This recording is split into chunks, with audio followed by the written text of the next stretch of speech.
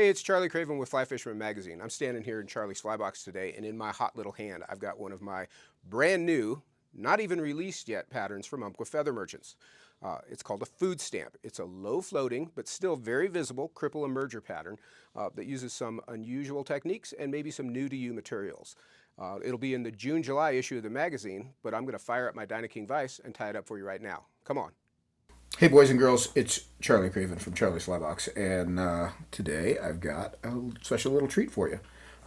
This ratty, unkempt, decidedly not Charlie Craven-esque cripple pattern here in my vise is called a food stamp, and it's one of my new patterns that I've been working on.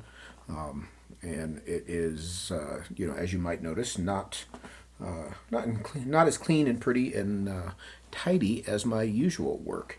And I'll tell you, it's all on purpose.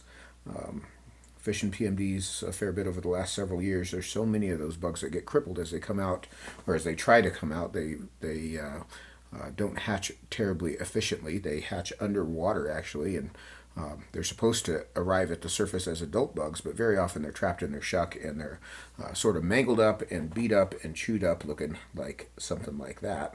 And I've figured out a way to do it and make a fly that still floats and is easy to see. So I'm pretty happy with this, and it's a super simple design. It's an easy fly to tie. Takes one sort of odd material, not hard to get material, but odd material. But I'm going to show you how I do it. So I'm going to tie this on a 24-87 size 16, which is a pretty standard PMD size hook. I'm going to bump that up a little bit, give you a little room there. Let's make sure we're still focused. And then I'm going to come in with some 30 Denier Nano Silk in yellow. And I always like to just run the end of the Nano Silk down my wax before I start it. That certainly helps with this jam knot. I'll start the thread about 2 eye lengths behind the hook eye. And then I'm going to take a piece of extra small copper wire.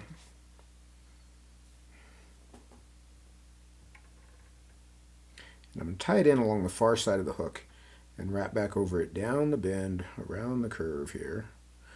Pretty far down there. And I'll just clip that back out of the way. Then for the tail and the body, I'm going to use a sort of a rusty brown Marabou feather here. And what I'm going to do is sort of treat it like pheasant tail. I'm going to get this where you can see it. I'm going to peel a clump off the side of the feather like so. You can see the stem there. I'm going to peel that off. And then I'm going to get these tips down here to where they're pretty wispy. And I just break those off with my thumbnail, so I've got just a short little brush for a tail. And I'm going to tie this in at the bend here. I'm going to get one turn on it. And once I've got one turn on it, I'll kind of hold onto my bobbin and check my length. I want it about a half shank long, pretty short little tail. And then I'll put another turn over it. You can even put another turn over it if you're feeling guilty.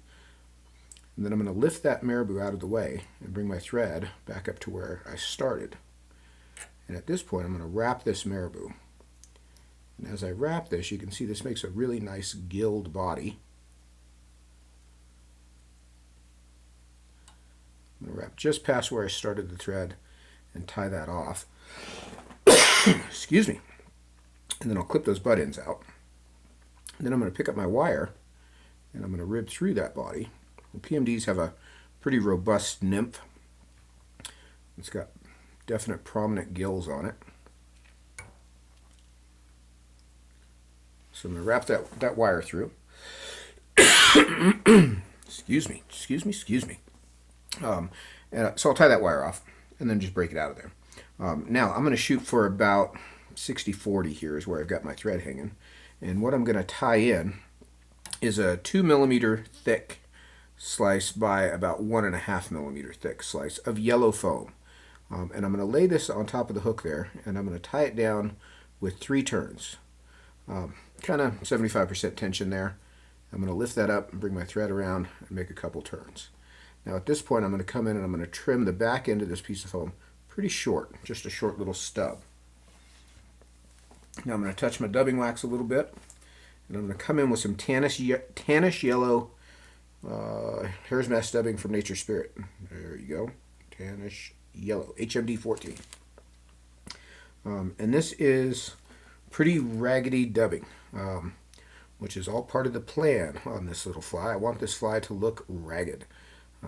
This is a dry fly emerger, but so many of those bugs come out looking like they've been through the ringer cycle. I wanted to tie something that looked more disheveled. So I'm going to start this dubbing just right at the hook eye, and I'm going to dub right up to the front of that foam, and then bring my thread right to the center of that thorax. So my thread's hanging in the center of the thorax there. At this point, I'm going to tie in a little clump of natural colored caribou hair. I've got a frog in my throat, guys. Forgive me. So I'm going to cut off this clump of caribou, and I'll show it to you here. Caribou is a light gray color intermixed with white. You want to kind of call it salt and pepper. Not every piece is the same mix, but that's generally what you're getting out of caribou hair. And you can see it's pretty fine stuff. So what I'm going to do is I'm going to take this and stack it up, and it's very fine. So you need a little bit bigger clump maybe than you think you do. You'll kind of see when you start to work with this. It stacks up fairly nicely, but it's not like deer hair. It's not going to come out with a perfect even band of color. You can see there's some broken tips in there, which I usually hate. In the case of this fly, I actually like those broken tips. And you can see right there, you can see the mix of light and dark, white and gray. And one of the things, this caribou hair is actually what sort of got me started on this fly, is that sort of variegated look to it. So what I'm going to do is I'm going to take that clump of tips there and measure it about a shank length long. And then I'm going to pinch it at that point and cut those butt ends off. So I've got the pre-cut clump in my fingertips. I'm going to slide that foam back, and I'm going to lay that hair down right in the middle of the thorax. I'm going to tie 2 turns around it. Get my fingers out of the way here. And then I'll flare that hair. Caribou is very soft, so it flares very easily. Then I'm going to work the thread forward through those butt ends, right up to the hook eye, like so. Now I'm going to pick up my piece of foam and just kind of wiggle them back and forth. You'll be tempted to really try to finagle this hair and split it evenly and pretty. Don't. You want it to be sort of ugly and ragged. It doesn't have to be even on both sides. It can be a little heavier on one side than it is on the other.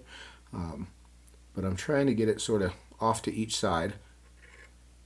And when I get it there, let me turn this just a bit to show you. I'm going to stretch this piece of foam and kind of pinch the hook eye. And I got to do this where I can see it. Tie that off with 3 or 4 turns, like so. Now I'm going to lift that foam up. Sometimes you'll get some hair sticking out here by the hook eye. Honestly, if you get them, great. If you don't get them, that's okay too. The whole idea is this fly looks ragged and sort of like it's half out of its shuck and not doing everything the way it's supposed to be happening. So if it comes out ugly, you're doing it right. So you saw a whip finish there underneath that foam. I'm going to leave a little short stub sticking out the front here. And then I'm going to kind of brush these wings out to the side. So right now, they're kind of set up like spinner wings, and you can see they're white and gray. Now, when you see PMDs on the water, they very often have sort of a yellow wing with a grayish cast to it, which has been just an impossible color for me to dye over the years. I've tried it a million times and tried dyeing yellow wings and then maybe dye gray over the top of them. That makes them turn green. So trying to get a gray and yellow wing has been sort of a long quest for me, and I finally figured it out. Because we've got pretty evenly mixed white and gray hair here, I'm going to take a yellow Sharpie marker and just brush it up and down the wing, and that's going to color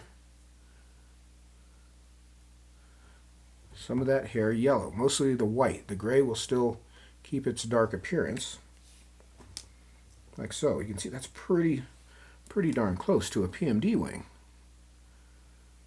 You can just kind of work that marker, and you can do that as much or as little as you feel like you need to. Now, one thing I like to do on this, and see how neat and tidy those wings look? One of the cool things about caribou is it's soft. So I come in and wrap these up. So they're kind of wrinkle pushing them back toward the hook. You can just grab them and go at them. So we end up with this sort of cripply, nasty, broken looking bug that is just horrific to look at in I'm strangely proud of it because this is, like I say, not my usual work style. But this is a great little cripple pattern. I've tied it in size 12 for a green drake. I used black foam for the top, olive brown, Nature Spirit Hare's Mask dubbing for the thorax, brown marabou for the body, same body, and just natural gray caribou for the wings, and then that same thing in a much smaller version for a blue-winged olive or betas. But PMD is where this one kind of originated, and I think where it kind of matches up best. If you've been out there fishing PMDs, you've seen those crippled little suckers out there that are just bits and pieces, and that ratty thing looks just like them. One of the cool things is you can come in and kind of break some of that out. You can change this fly up a little bit. You see those broken tips kind of look like legs. The intact tips kind of replicate the wings. You can kind of prop these wings upwards, set that body a little lower. You can let him sit right down in the film, crunch everything up. Pretty malleable little fly, but floats very well. It's got a little foam PFD on top of it, and that caribou is actually fairly buoyant. This is a small fly. This is not something that you're going to fish in the heavy fast water, but riffles for sure. No problem. I fished it on the Rio and the South Fork, and it worked on both of those spots. So you should tie some of these up. This is called, I don't know if I ever said what it's called. It's called a food stamp. Free food, easy to get, real flat like a stamp. See where I'm coming from? There you go. I hope you guys enjoy that one. Thanks for watching. I'm Charlie Craven.